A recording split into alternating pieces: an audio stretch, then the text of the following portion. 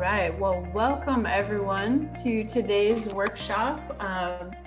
My name's Anna Kristen. I'm the Director of Events and Engagements on the Spouse team at Hiring Our Heroes, also an Army reservist and a Navy military spouse. So not actually an entrepreneur by trade. That said, however, we do have a partnership with Google and Grow with Google, and they trained us on a lot of topics like this one that we'll cover today. So you all know that Hiring Our Heroes, we focus on all aspects of employment. And today's presentation is going to focus on those who are looking to start a business. So we thought this content would be really great for Wellness Wednesday in particular, because really learning how to best leverage these tools, it can really make your business run a little less stressfully.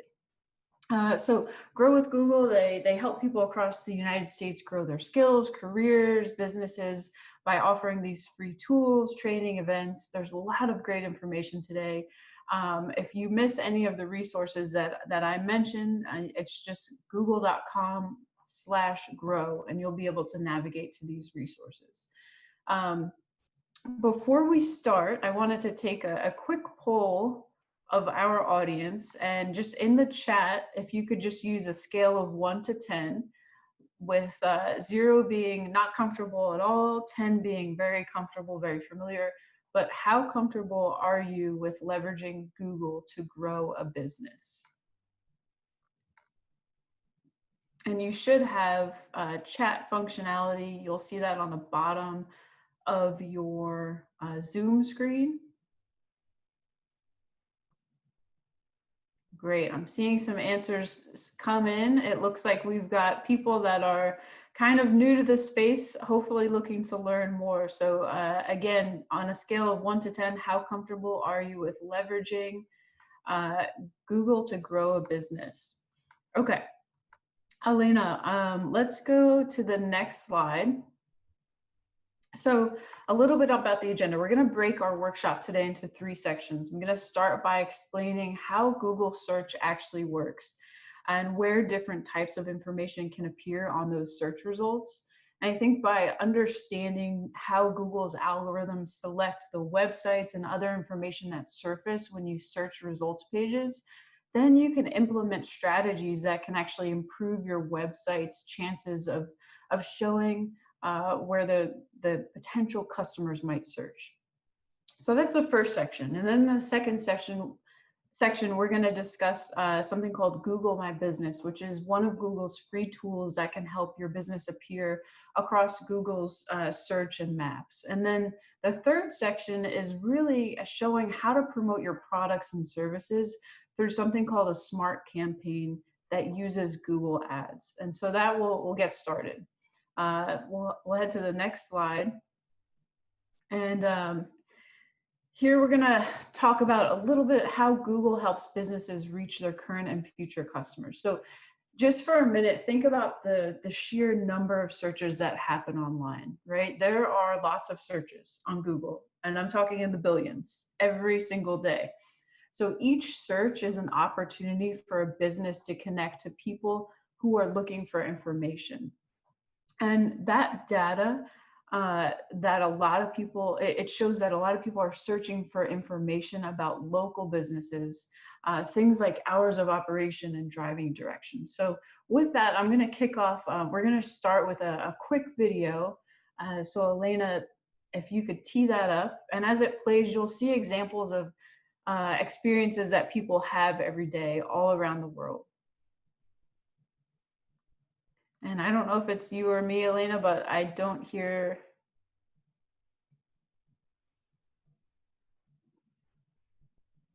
Of course, we tested this all out and it worked. So give us a minute and we'll make sure that the volume.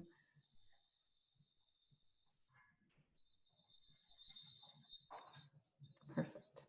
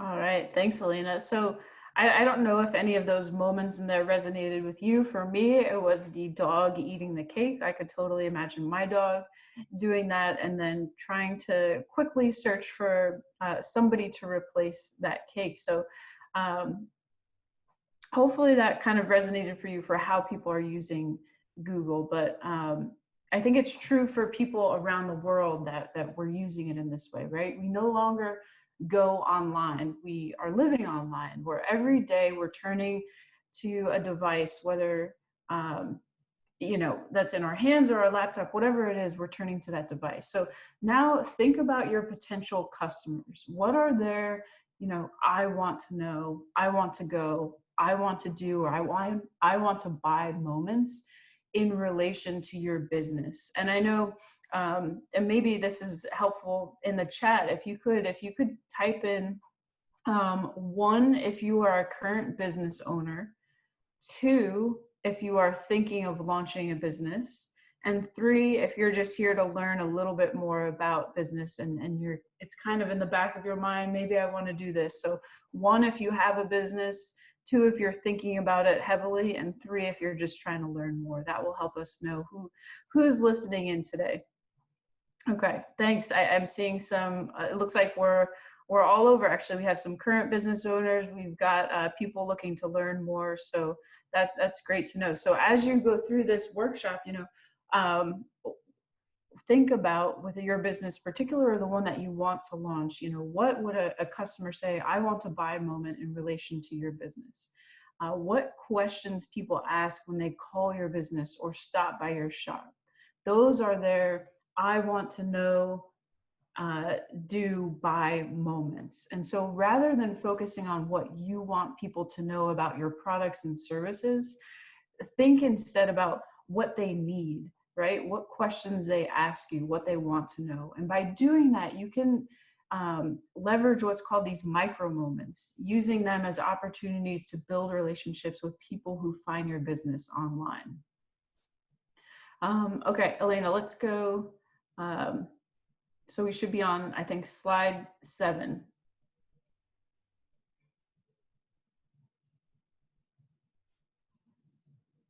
The other way. And while we get there, oh, maybe I lied. Okay, so that's perfect right there. Has anyone made large purchases in the last year? And you don't have to answer, but I'll give an example, maybe like a car, a television, new smartphone, and then think to yourself, how many of you started that process by visiting a store or talking to a clerk? So that might be one group. And then how many started by researching online? If you're like me, and maybe if not most of you, I bet we all started online. I think that's kind of where most people go these days for those types of purchases, not just the big ones, right? And if you do some online shopping research, you might have started by reading customer reviews. Maybe you did some price shopping, compared shipping costs, warranties. I think the takeaway here is that consumers often have a lot of information available about products and services before they even contact a business or visit a store, right? So your business might be the front door, that first interaction a potential customer has with your business. And it's really important to note that customers, they might start that shopping journey online, but there is still a lot that's happening offline. And I think it's something like 85% of all transactions still happen in local stores. And then there's research that shows that people are more concerned with their need in the moment than any other particular brand. So think of that dog example from the video. In that moment, that person, it doesn't matter where that cake is coming from, they just need a cake. For you as a business owner or somebody who's thinking about starting a business, really that means if your business is brand new or more of an unknown, you have a shot still at winning the searcher's business if your online presence helps them in that critical moment, that micro moment that we talked about. Okay, so with all of that in mind, we'll take a look at different ways Google can help searchers find you online.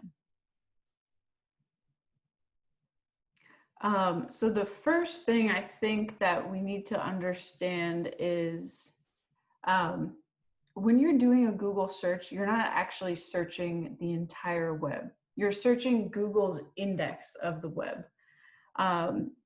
Think of the web as an ever-growing library that's filled with billions and billions of books. And a book represents a website, and pages of the book represent the pages of your website. But there's no card catalog to help you find everything. There's no central database. And on top of that, people aren't merely searching for websites. They want to find specific information inside those sites, the individual pages and the resources. So how in the world can people find anything? That's where you enter in these search engines like Google. So Google's job is to read the entire book, categorize the pages, and help searchers find the info on those pages. So Google finds the information on the web by sorting through all of those billions of sites and web pages and showing people where to find the answers they're looking for. And to do that, Google uses software called a web crawler, which is also known as a spider or a robot or a bot. Google's crawler in particular is known as the Googlebot. And the Googlebot starts with this list of URLs, and then it visits the websites looking for new links to add to that index, plus any changes to the websites and if there's dead links. So that Googlebot, it's following links from page to page, sending website info back to Google servers to update the index. So ultimately, it's helping searchers find those web pages, right? So the Googlebot process, it processes each page that it indexes, taking note of important information from keywords to website freshness, and then it stores it back in the index. And the index, if you think of it like the back of a book, with an entry for every word seen on every index web page. So this is huge. It's growing every day.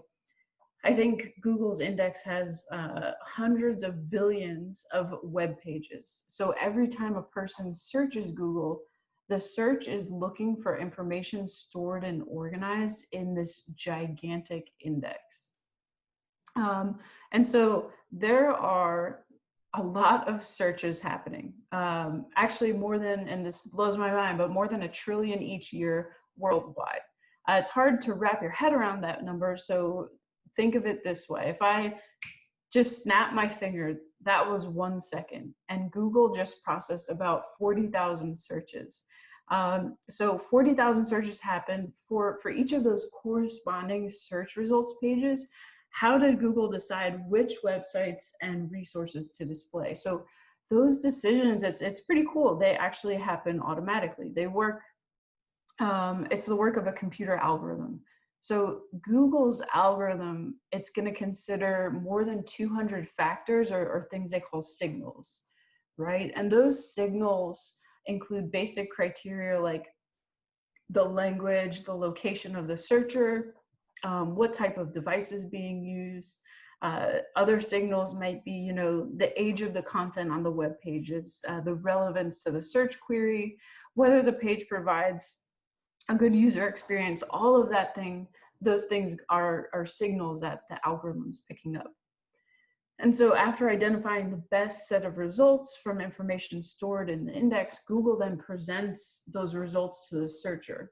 And all of that just happened, as I said, in the snap of a finger. So if we go next slide, that's perfect, Elena. We'll look at some examples of the search results page. Hopefully this is something that you've seen before, but basically when Google, or when someone searches Google, they typically type in a phrase or ask a question describing what they want to find on the web, which is called the search query. So Google's job is to show the most relevant information on the search results page so that the searcher finds easily what they're looking for. And really in today's world, the consumer, they're expecting to find exactly what they are looking for without taking too much time. So if we the tips in today's workshop are, I think, relevant to see results in the center well of the page, and those are the organic or natural search results. So this information is presented about each site, and the organic results is called a snippet. And those snippets are the URL, which is in blue. And then we have the page title that's shown right under the URL in the green section. And then there's usually a page description that gives searchers more information about the results. And that's the description, the gray box. So some of those results pages can show a business profile on the right side, and that's the information that can be managed by the business owner. So the search results may display relevant ads served by a product called Google Ads. So if you go, I think one more, Elena. Perfect. Let's see, the illustration that we see on this slide, it's showing where images of products can appear at the top of the page, and those are called shopping ads. You can also see, you know, like text ads in the search results that are labeled with a sticker that says ad. And one last section from this search page results, at the bottom of the search results, you'll see a list of searches related to the query. If you go one more slide, Elena. So that is kind of a cool feature that helps you see what other people are searching for too. And that can help you refine your search and then also give you some insight on how people search Google. So that's at the bottom of the page. I don't know, I hadn't really ever looked at that when I was Googling something, but you know, test out Google as you're going through this webinar and see what you see there on the related search pages. Okay, so we can, if you're following along and have the ability to open a web browser, I'd say do that, and let's visit google.com. And then search for words or phrases that should surface if you have a business when you search for your website in the search results. And then curious to know, you don't have to type it in, but did you show up? And if you did show up, if your business did show up, you know, what does it say? Look at how does it look? Where do clicks on the results page take you?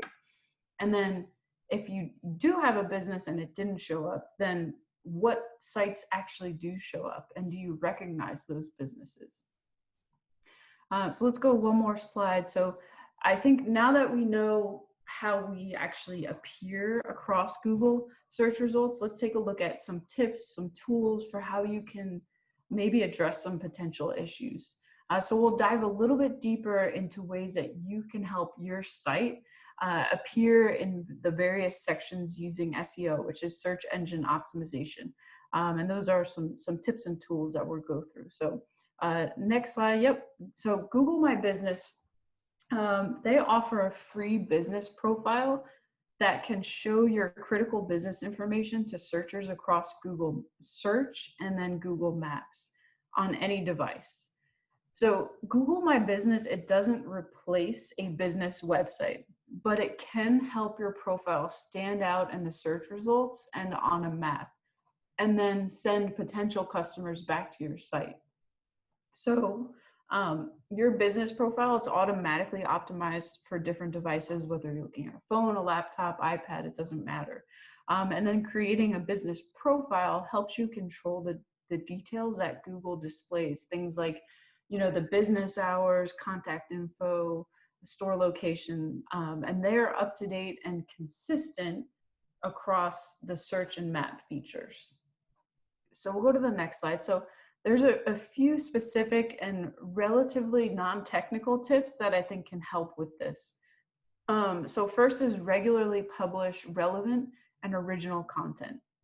That content, it should be useful, information rich, clear, accurate, and include keywords that users would type to find your page, and make sure your site actually includes those words. You'll always want to lead with your most important info. If your goal is to get people to call your business, then you probably should have your phone number prominent. The next thing is bulleted lists. So they can help make text more readable. And then while there's no rule of thumb, the more frequently you update your website, the more likely it's going to appear in the search engine results.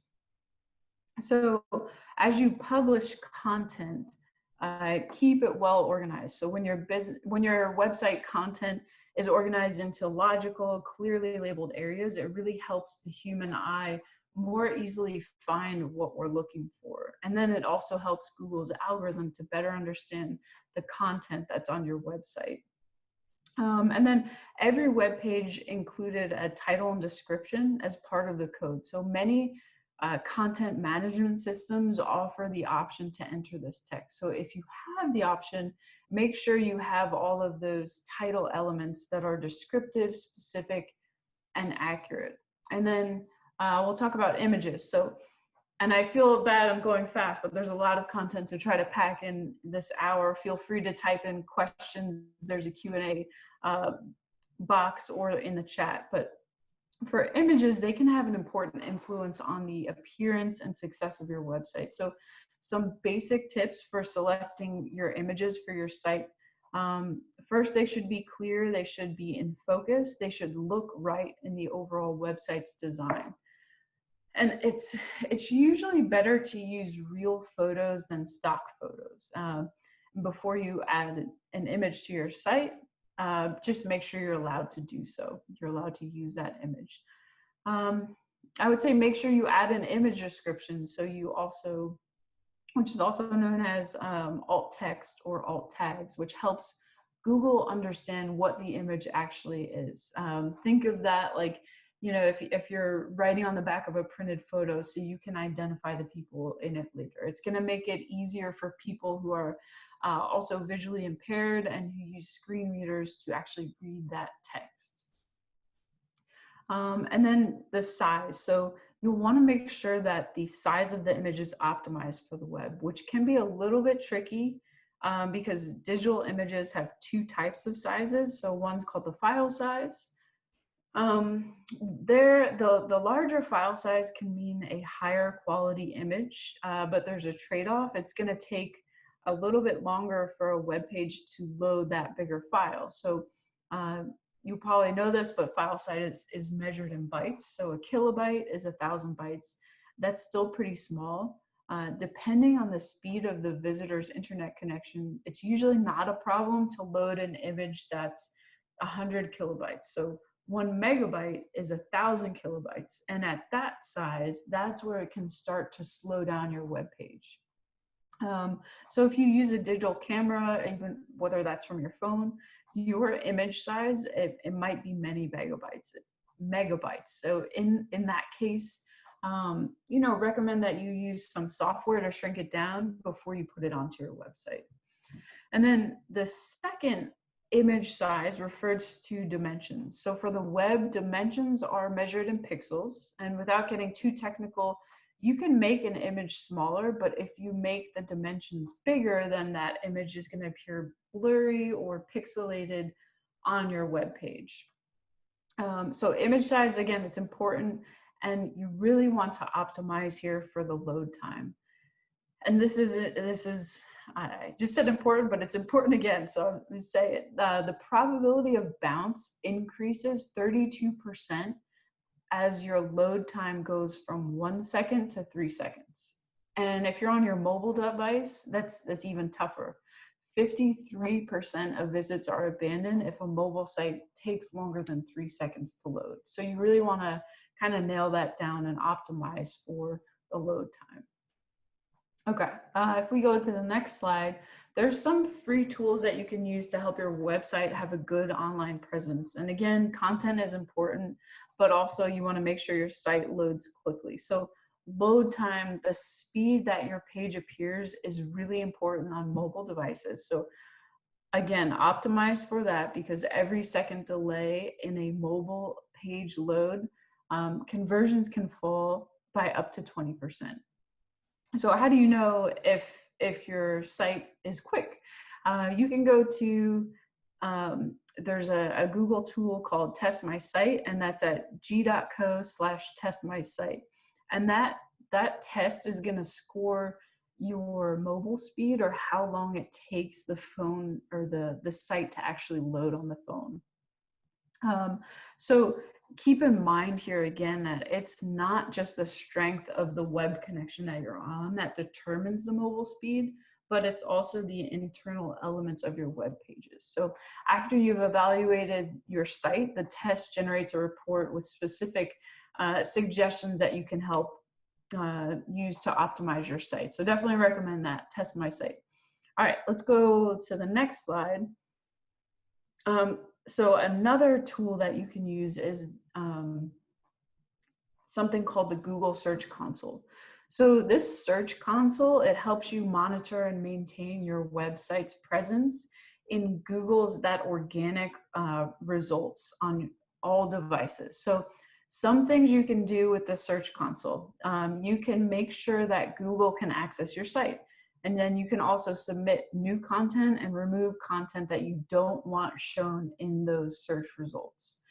And then you can monitor your site for problems. So the Search Console, it's going to allow you to show Google and the world how you see your website. So for example, you can see reports that tell you, which queries cause your site to appear in search results, and then which websites link to your site, and if your site works well on mobile devices. And then there's a ton more, but those are some of the ones that come to mind. I'll highlight this tool because it's free. So I'd recommend, if you've never gotten to mess around with that, I would say go to g.co/search console and definitely add that to your tool repertoire. Okay, one more slide advance. Okay, so this other tool is called Google Analytics. And so to begin to understand the strengths and weaknesses of your website, you'll want to understand what visitors did, or maybe more importantly, didn't do when they got to your site. And so that's called website analytics data. And Google offers, again, a free tool called Google Analytics, where there's a huge suite of customizable reports that answer questions about the effectiveness of your site. Things like, what are people reading? What are they viewing? How much time do they spend on your site? If you have an e-commerce site, where are people abandoning their shopping carts? And then if you advertise with Google, that data is going to integrate into the analytics report, so you can measure the effectiveness of your ad campaigns. Really, to sum that up, Google Analytics report are going to help you make those smart decisions about your site design, what kind of content you have, and then your functionality. Okay, let's go one more slide. And then we'll look at another tool to help you find ideas for creating new content, and that's Google Trends. So another free tool, it's a web-based tool that shows the relative popularity of different search terms on Google. So the data here, it's going to be presented in a graph and on a scale of 0 to 100, with 100 being the peak search volume. So if that has, the trend has enough data, trends can show a forecast of search volume, related popular searches, rising searches, which are searches that are experiencing significant growth. So you can find it, or you can use it to find and then compare the popularity of different words and phrases, and then maybe even determine seasonality of different searches, see where searches happen geographically, and then also see related searches. So all of that information can really help you see what topics people are interested in, and then create relevant content to publish to your site. So we've got it on the screen, but g.co/trends is that Google Tools site that you would want to visit. So I hope you guys are following along and hopefully capturing some of these resources. But we can do a little test. So let's go one more slide. So we can practice using your list of keywords. So open a browser, and then let's go to g.co/trends. And I would say enter the keywords or phrases that you would like to compare. And then you can narrow the results down by location. You can adjust the date ranges to see if anything changes based on seasonality, and then explore related searches for more ideas. Okay. So one other thing, Elena, let's go to the next slide. We're going to talk about Google Ads. So I think this might be actually the introduction to the Honest Soul Yoga. So this is a small business that was able to grow significantly by using ads strategically. So let's watch this video.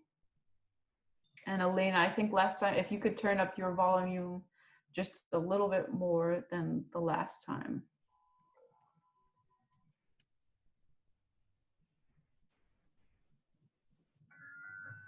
I deployed to Afghanistan in 2007.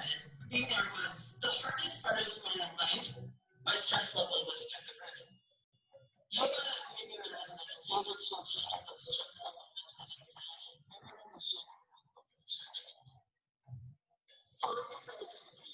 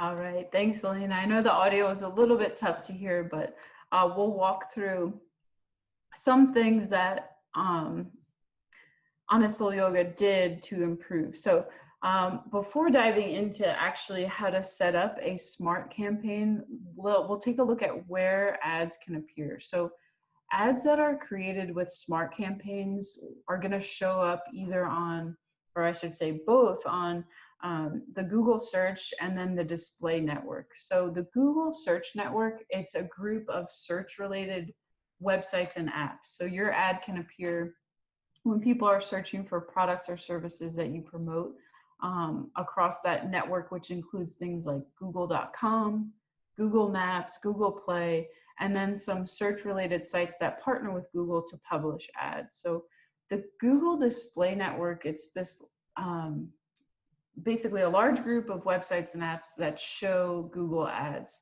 And those ads can reach people earlier in the buying cycle and then appear alongside content that's related to your business. So ads appear when customers are looking at content, whether they're browsing websites, they're watching YouTube videos, checking email in their Gmail accounts, or using a mobile app. And then the ads that are on the Google Display Network can also show images. So your ads might include images from your Google My Business listing. And then with smart campaigns, your ads can appear on both of the search and display networks. So depending on the goals that you set for your business, the Google Ads system can automatically determine where to show you your ads to give you the best chance for success.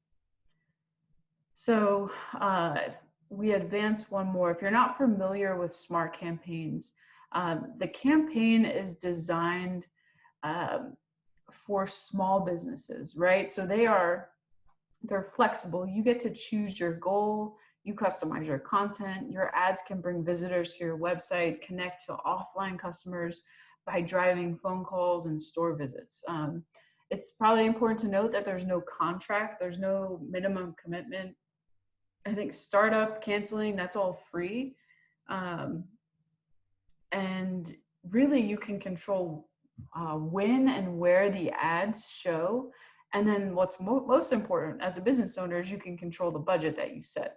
So with a straightforward, I would say it's a pretty straightforward setup process. Smart Campaigns can really get your business advertising online in minutes. So once your ad is up, then Google's smart technology is going to help you find ways to improve your ads and refine them and help you get better results. So you can start by, if you have one, signing into your Google Ads account, or you can create one by visiting ads.google.com and then you click Start Now. So once you're signed up, you would be prompted for the first step of creating an ad using the Smart Campaigns. So you'd be asked to enter something like your business name and then your web address.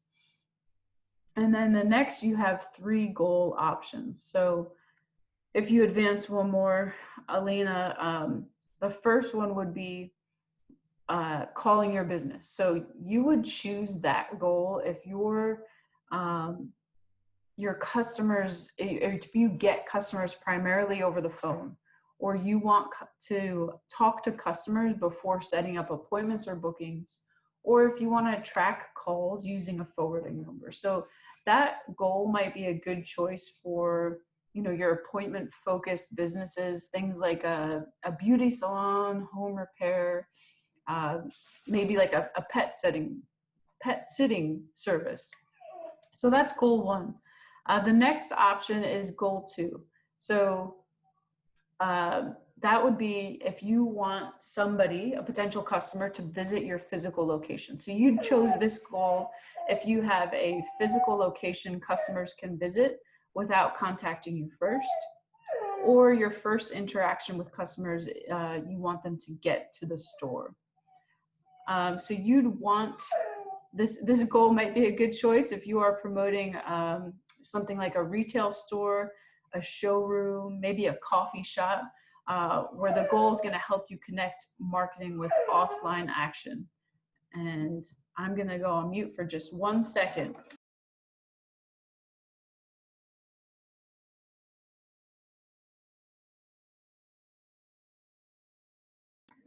The joys of working from home. Sorry about that, y'all. I had a dog, if you could hear him in the background. But okay, so that's goal 2. Alina, let's take a look at the last goal option that you have, and that's wanting someone to take action on your website. So you might choose this goal, let's say if most of your business is conducted online, or if you want customers to complete like a trackable action on your website. So this goal is going to be a good choice if your customers can buy your products online, if they can complete some kind of important action, like if they're signing up for an appointment, if they're signing up for a class, maybe even registering for an email newsletter. So for Honest Soul Yoga, from that video, they wanted to drive more foot traffic to their boutique. So they would have selected goal 2, visit your physical location, where it's more important to note that you can, I guess, only select one of those goals per ad. So if you do have more than one goal, then you'd have to create multiple ads, basically one for each goal. So Honest Soul Yoga, once they've picked that goal 2 is their top goal for this ad, they take the next step in creating their Smart Campaign. So the owner then needs to specify where she wants her ads to appear geographically. And so when you create an ad, you're going to see a couple of options for choosing where your ad can go. First, you can specify the radius around your business location. And then the second option is you can identify, cities, regions, countries, and you see that in the example here. But as you adjust your geographic range, I would say look at the top corner to see the estimated audience size. That's going to tell you how many people search Google within that selected radius. So which option do you choose then? It really depends on your business, right? If you're advertising for a business with local clientele, then you might choose a radius. And if you're advertising for a business that sells products and services that are beyond your local area, then you might decide to expand to the audience that's a much larger geography. So you really want to choose the audience that makes the most sense for your particular business goals. So Honest Soul Yoga, for example, their goal is to drive shopping rush to their boutique. They might choose target ads in a radius, and they can kind of experiment with the distance, starting with what they know about existing customers. So if they know that they look at their customer database and determine that most clients live within this 35-mile radius of the studio, then that information can help them set an effective ad radius. And as a business owner, you can always go in and change your ad, right? If you, I guess for Honest Soul Yoga, she'd probably want to expand the ad's geographic reach when she opens those new yoga studio locations. All right, and then let's go to the next slide. So the next step is to choose a business category and the products and services that you want to advertise. So this is going to help the system understand the customers that you're looking to reach. For those of you familiar with online advertising, there's one notable difference with a smart campaign. You won't create a list of keywords. Instead, the system will automatically generate search phrases that help you determine when your ad should appear. So we'll talk about this a little bit more later, but for Honest Soul Yoga, they want to produce this yoga mat package, and they're trying to get people in to try to class. So they will look for the most appropriate options. The system, it might offer some suggestions where you as a business owner would only select the items that make sense for your promotion. So we click the next slide. So Honest Soul Yoga, their smart campaign, it's coming along. The business owner, she has chosen her goal, her geography, and she's described what she's advertising. So now it's time for her to actually create that ad. So a text ad on Google, it typically contains, you've got your 3 headlines, 2 description lines, and then a display URL, which is the web page address that appears with the ad. So it's important to focus on showcasing what's most relevant, what's the most compelling information in your ad. If you go to the next slide, so with the smart campaigns, you have the ability to set and then fine tune. I think I mentioned this before, but the budget for your ad. So you set that monthly budget that makes sense for your business. The cost will vary per click, but you will not pay more than your monthly budget. So you cap that. It's never going to go over that without asking you if you need to, right? You pay for the actual clicks and the calls that your ad receives within the budget that you set. So for example, if your monthly maximum budget is $300, but you only receive $200 in clicks, you'd be charged $200. So Google would give you recommended options, but you can enter whatever budget makes sense for you. So you can, if you're following along, you can actually drag the slider to select your monthly budget. And then below that slider, you'll see what a competitor's budget range would look like. And as you adjust your budget, you can see that there's estimated ad performance on the right-hand side of that page, where it's estimating how many ad views and clicks your ad might receive per month based on your selected budget. You can also review your ad spend and make budget adjustments in your account at any time. So once you set up the budget, the final step would be to review your ad campaign setting and then set up billing if that's the first time, but you're pretty much set there for the campaign. And then I would say now that we've talked through setting up a smart campaign in Google Ads, we'll take a look at how do we optimize our ad, right? There are a few optional features you can add to your smart campaign. The first would be adding images and logos. Adding images to your ad is going to help just grab the attention of potential customers, and you can add up to 3 images or logos. And once you've uploaded those images, you can take a look at how your ad is going to look in different formats. It's kind of a cool feature of the smart campaign. So after you upload those images, that smart technology is going to create this series of responsive ads for your campaign for you to test, which will help you get better results. Okay, and the last campaign we'll cover is video campaign.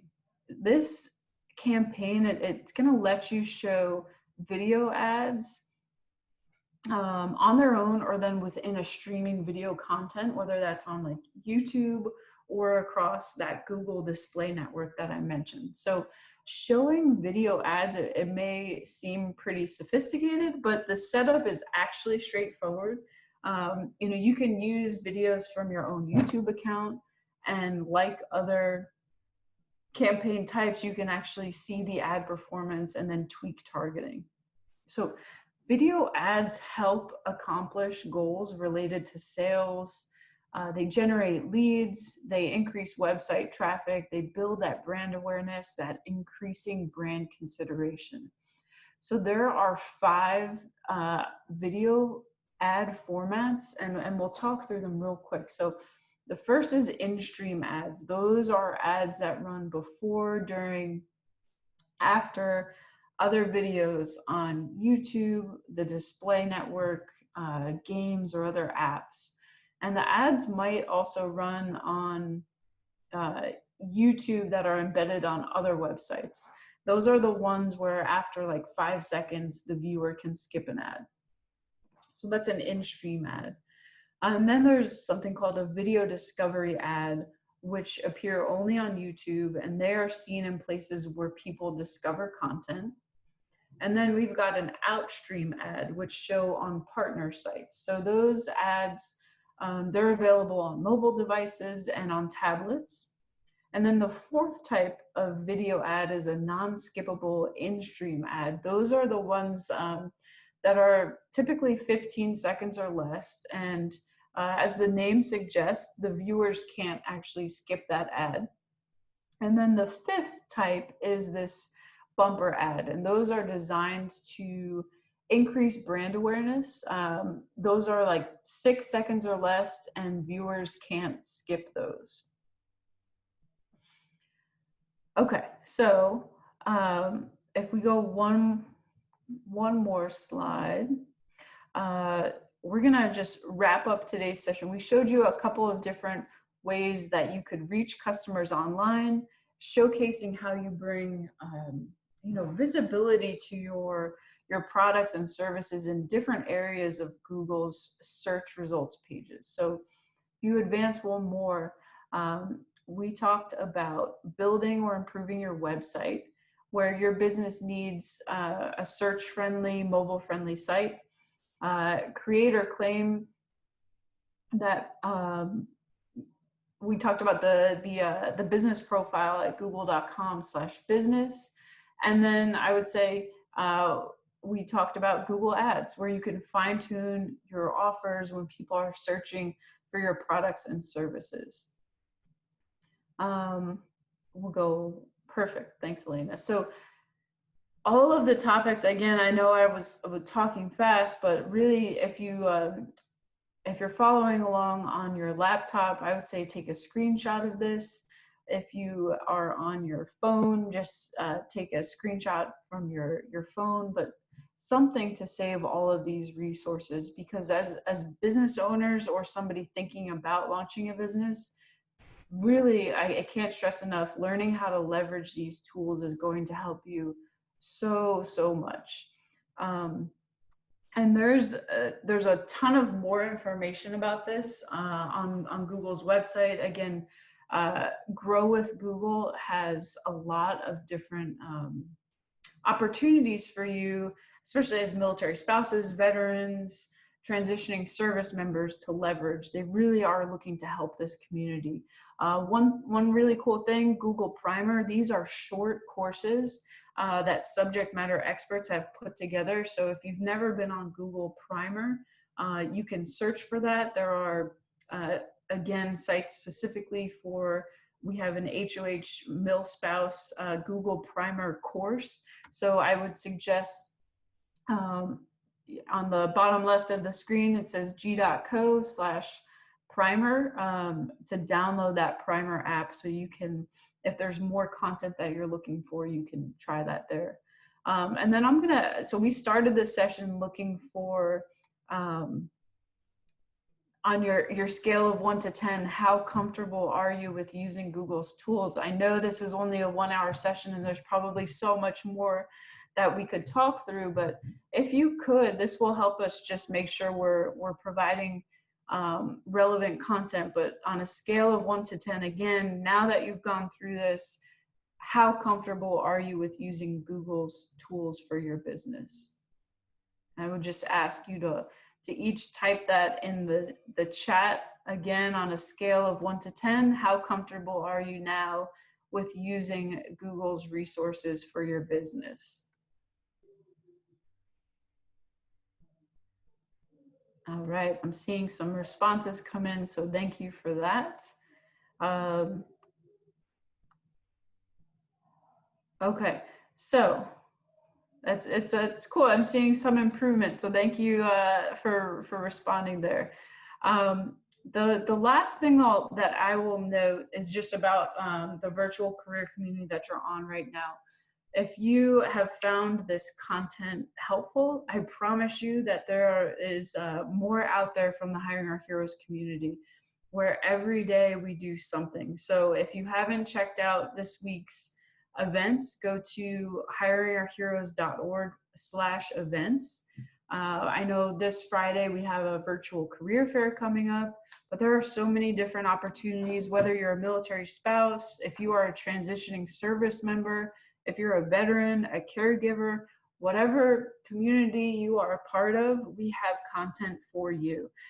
So please check that out, continue to engage, and if you have any questions, Elena and I will stay on for a couple of minutes to field those questions. I'm not the business expert, but I can certainly find the answers if I don't know your specific question. But just a huge thank you for taking time to be here on today's call.